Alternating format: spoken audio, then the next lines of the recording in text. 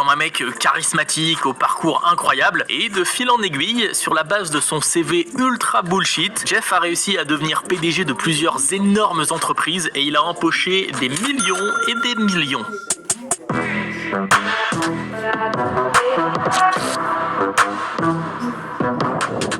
Ok, cette affaire elle est tellement stylée qu'elle a même donné lieu à la production d'un film. Je te raconte. Autour de l'année 1548, un paysan du comté de Foix, dans le sud de la France, un certain Martin Daguerre ou Martin Guerre, est accusé d'avoir piqué un petit peu de grain à son père. Un terrible crime à l'époque, vraiment. Faut s'imaginer que le vol, en 1548, le vol de grain, il faut vraiment pas faire ça. Alors qu'est-ce qu'il fait Martin? Il se défend, il tente de prouver son innocence par tous les moyens. Pas du tout. Juste il se barre. Il s'enfuit. Il décide de filer en laissant derrière lui son épouse Bertrande et son jeune fils Sanchi. Sympa le mec. Sauf que, qui revoilà près de 8 ans plus tard, en 1556? Eh ben Martin, ou en tout cas, un mec qui lui ressemble et qui possède a priori les mêmes souvenirs que lui. Leur petite vie de famille reprend donc, et ils ont ensemble 2 nouvelles petites filles en l'espace de 3 ans. Tout roule quoi. Enfin, tout roule. Dans le village, plusieurs personnes se posent quand même quelques questions. Pour eux, ce gars n'est absolument pas le vrai Martin, mais bien un imposteur.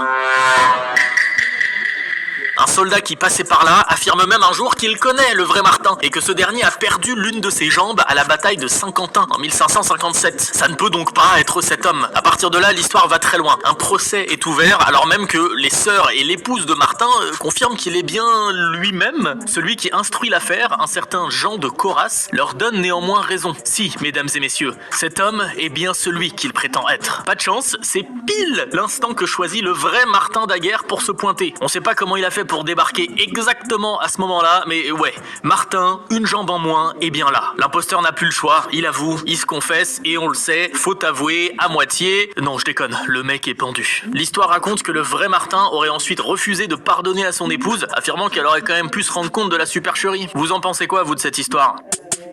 Defacto, transformez vos factures en trésorerie immédiate. Processus 100% en ligne, recevez les fonds en instantané.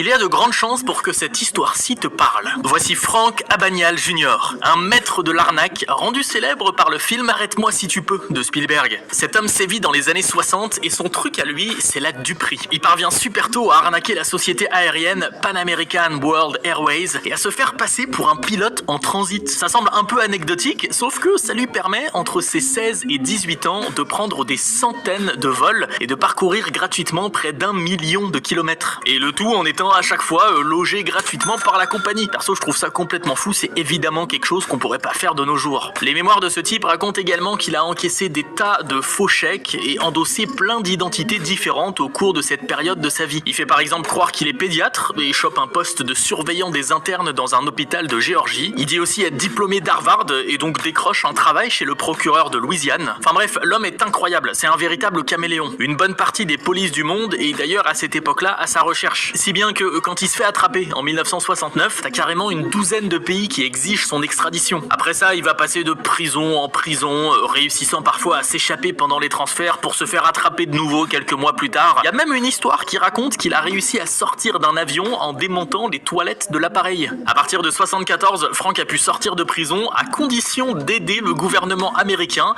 à traquer d'autres imposteurs comme lui. Il a ensuite monté sa propre société de détection des fraudes et il est devenu très riche, suffisamment en tout cas pour rembourser ses dettes et mener une vie aisée.